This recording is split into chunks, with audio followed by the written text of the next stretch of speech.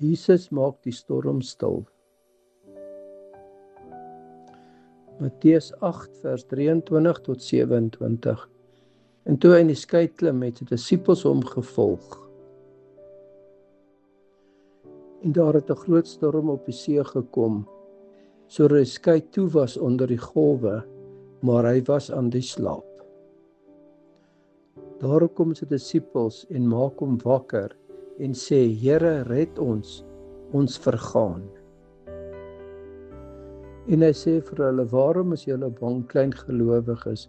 Toe staan hy op en bestraf die winde en die see, en daar het 'n groot stilte gekom. En die manne het hulle verwonder en gesê, wat vir 'n mens is hy dat hy selfs die winde en die see hom gehoorsaam is. Ek wil julle bemoedig en sê, wanneer daar storms in julle lewe kom, vertrou net op die Here en moenie links of regs kyk nie.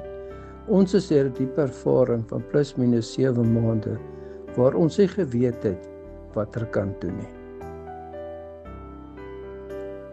Die menslike faktor vat oor en probeer om jou eie besluite te neem en nie jou volle vertroue in God te hê nie.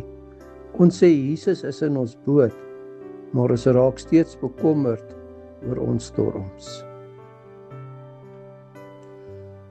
Die storms het gevoed en ons het 'n besluit geneem en gesê, ons kan nie meer hierdie storm stil maak nie, net U kan dit doen.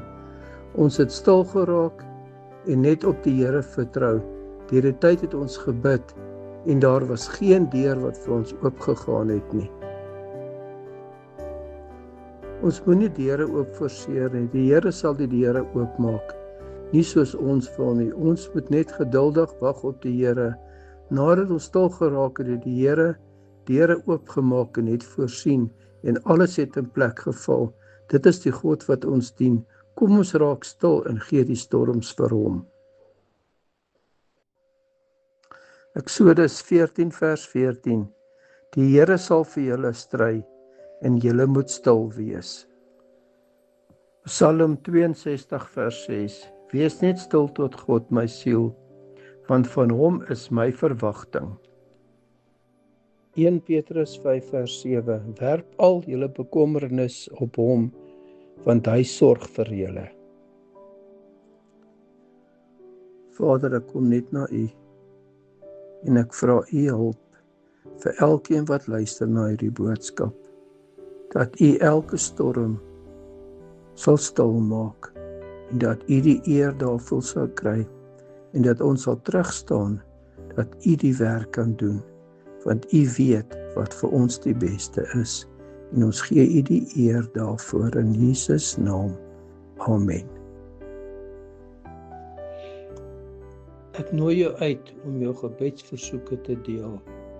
Ek sal saam met jou in gebed staan, met die geloof dat God in jou lewe werk.